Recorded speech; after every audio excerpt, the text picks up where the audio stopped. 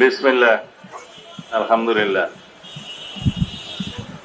আসসালাতু ওয়াসসালামু আলা সাইয়্যিদিল মুরসালিন ওয়া আলা আলিহি ওয়া আসহাবিহি আজমাইন। অনুষ্ঠানের সম্মানিত সভাপতি, বাংলাদেশ জাতীয়তাবাদী দলের মাননীয় ভারপ্রাপ্ত মহাসচিব বন্ধু রিজভী সাহেব, মঞ্চে উপবিষ্টদের তিনি একজন একজন করে পরিচয় করিয়ে দিয়েছেন। অতএব আমি আর নাম উল্লেখ করলাম না। সকল নেতৃবৃন্দ, সম্মানিত নেতৃবৃন্দ, উপস্থিত সুধীবৃন্দ, সাংবাদিক বন্ধুগণ, আসসালামু আলাইকুম ওয়া রাহমাতুল্লাহ। পবিত্র ঈদে মিলাদুন নবীর শুভেচ্ছা। আজকের এই মহান দিনে আমাদের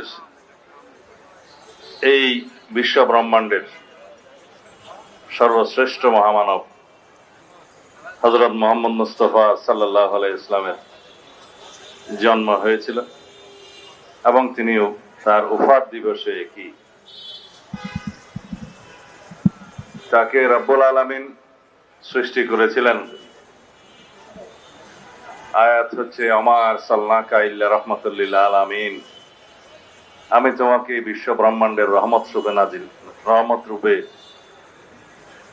পয়দা করেছি, প্রেরণ করেছি। এবং রাসূলুল্লাহ সাল্লাল্লাহু আলাইহি ওয়াসাল্লামের জীবন আদর্শ এবং মেসেঞ্জার হিসাবে তার কর্ম আলোচনা করার মতো যোগ্যতা আমার নেই।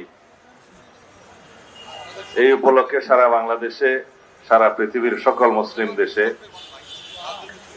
আজকের এই দিবসটি অত্যন্ত ভাব গম্ভীর্যতার সাথে পালন করা হয়।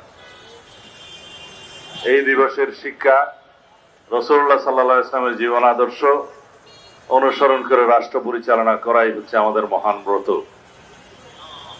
তার শিক্ষা শান্তি, ক্ষমা, ধৈর্য, সাম্য, সহনশীলতা, ন্যায় বিচার প্রতিষ্ঠা করা, ধর্ম বর্ণ নির্বিশেষে। আমরা সেই আদর্শের অনুসারী। আমার বন্ধু রিজভী সাহেব কিছুক্ষণ আমার বায়োডাটা বললেন, আর কিছুক্ষণ পার্লামেন্টের মতো আমাকে জবাবদিহিতার মতো করে প্রশ্নও করলেন আইন শৃঙ্খলা পরিস্থিতি সম্পর্কিত। সেই বিষয়ে আমি তো শেষে একটু বলবোই। বর্তমান বিশ্বে যদি আমরা ইসলামের শান্তির মহাবাণী অনুসরণ করি, তাহলে বিশ্বে কোনো যুদ্ধ বিগ্রহ থাকে না, ন্যায় বিচার প্রতিষ্ঠা হয়, অর্থনৈতিক সাম্য প্রতিষ্ঠা হয় এবং সমাজে কোনো শৃঙ্খলা বিঘ্ন ঘটে না। কিন্তু আমরা সেই বাণী থেকে, সেই আদর্শ থেকে বিচ্যুত হয়ে গিয়েছি। সেই জন্য আমাদেরকে আমাদের দেশে এবং সারা বিশ্বের সকল মানুষের প্রতি আমাদের আহ্বান থাকবে যে আমরা যেন ন্যায়ের পথে, শান্তির পথে, সাম্যের পথে, শৃঙ্খলার পথে রাসূলুল্লাহ সাল্লাল্লাহু আলাইহি ওয়াসাল্লামের আদর্শকে অনুসরণ করি। আমাদের আজকের এই দিনে আমাদের নতুন করে অনুধাবন করতে হবে, যদি আমরা শান্তির পথে থাকি, রাসূলুল্লাহ সাল্লাল্লাহু আলাইহি ওয়াসাল্লামের জীবন আদর্শকে অনুসরণ করি এবং মেয়ারে হক হিসাবে রাসূলুল্লাহ সাল্লাল্লাহু আলাইহি ওয়াসাল্লামের সাহাবীগণের জীবন আদর্শকে আমরা অনুসরণ করি, তাহলে দেশে কোনো অশান্তি থাকবে না, বিশৃঙ্খলা থাকবে না, অসাম্য থাকবে না। আজকের দিনে সারা পৃথিবীতে যুদ্ধময় পরিস্থিতিতে, অর্থনৈতিক বিশৃঙ্খলাতে একটা জিনিসই উপলব্ধিতে আসে, তা হলো স্বার্থের সংঘাত, অর্থনৈতিক সংঘাত এবং পরস্পর স্বার্থের জন্য যুদ্ধ বিগ্রহ। এইগুলোর কোনো কিছুই থাকবে না যদি আমরা শান্তির পথে, সাম্যের পথে থাকি এবং অর্থনৈতিক ন্যায় বিচার প্রতিষ্ঠা করি। আজকের এই দিনে এটাই হোক আমাদের শিক্ষা। রাসূলুল্লাহ সাল্লাল্লাহু আলাইহি ওয়াসাল্লামের প্রদত্ত, অনুশীলনকৃত যেই পথ, সেই পথ আমরা অনুসরণ করে আমাদের দেশে শান্তি প্রতিষ্ঠা করি, ন্যায় বিচার প্রতিষ্ঠা করি, সামাজিক শৃঙ্খলা ব্যক্তি জীবনে, পারিবারিক জীবনে, সামাজিক জীবনে এবং রাষ্ট্রীয় জীবন আমরা প্রতিষ্ঠা করি, এটাই হোক আমাদের শিক্ষা। আইন শৃঙ্খলা পরিস্থিতি নিয়ে কথা বলেছেন।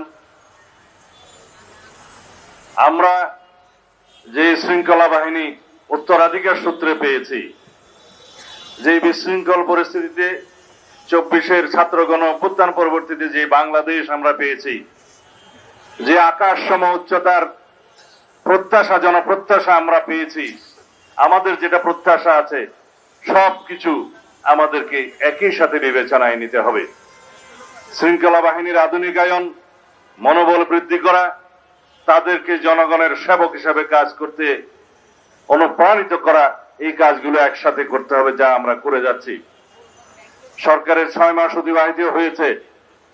এই দায়িত্ব নেওয়ার পরে একটি ঘটনাও নাই, এমন কোনো অপরাধ নাই যেটা সংগঠিত হওয়ার পরই পুলিশ বাহিনী সেটা গ্রেফতার করতে পারে নাই বা বিচারের আওতায় আনা নাই। একটি ঘটনাও নাই। এটাই বাংলাদেশে বর্তমান সরকারের কৃতিত্ব। পুলিশ বাহিনী সহ সকল শৃঙ্খলা বাহিনীর আমি মাঝে মধ্যে প্রশংসা করি।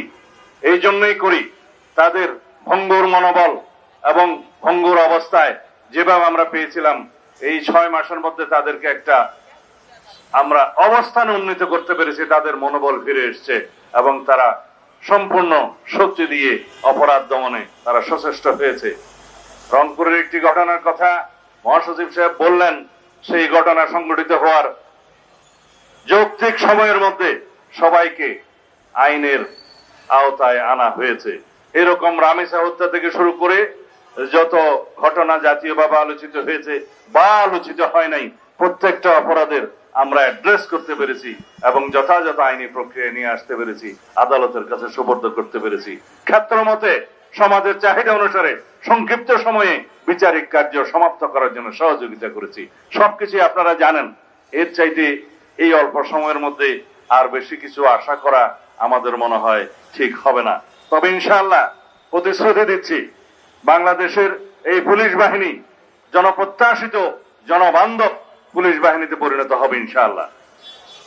অন্যান্য শৃঙ্খলা বাহিনীর আইনি কাঠামোয় পরিবর্তন আনা হচ্ছে এবং তাদেরকে যেমন অ্যাকাউন্টেবিলিটি এবং তাদের জবাবদিহিতা নিশ্চিত করা হচ্ছে, তাদের কর্মকাণ্ডের ট্রান্সপারেন্সি, স্বচ্ছতাও নিশ্চিত করা হবে এবং তাদের জন্য যেমন আমরা বলি দুষ্টের দমন শিষ্টের পালন নীতি অনুসরণ করা হচ্ছে। তাদেরকে আমরা পুরস্কৃত করছি, অ্যাওয়ার্ড দিচ্ছি, সনদ দিচ্ছি, বিভিন্নভাবে পদক দেওয়া হচ্ছে ভালো কাজের জন্য, তাদের কৃতিত্বপূর্ণ কাজের জন্য। তবে আমরা দুষ্টের পালনও করব। রাতারাতি বৈপ্লবিক পরিবর্তন আমরা কেউ আশা করতে পারি না। ইনশাআল্লাহ আমরা আমাদের মাননীয় প্রধানমন্ত্রী, এদেশের গণমানুষের নেতা জনাব তারেক রহমানের নেতৃত্বে, নির্দেশনায় আমরা আইন শৃঙ্খলা পরিস্থিতিকে একটা এমন পর্যায়ে উন্নীত করতে পারবো, ইনশাআল্লাহ জনপ্রত্যাশা পূরণ হবে। এই বাহিনী জনবান্ধব বাহিনী হিসেবে নিজেদেরকে প্রতিষ্ঠা করবে। আপনারা সবাই সহযোগিতা করবেন, অন্তত তথ্য দিয়ে, সহযোগিতা দিয়ে আপনারা সকল বাহিনীকে সহযোগিতা করবেন। ইনশাআল্লাহ আমরা আপনাদের সাথে আছি। আজকে এইটুকু বলেই শেষ করছি। ধন্যবাদ সবাইকে। খোদা হাফেজ।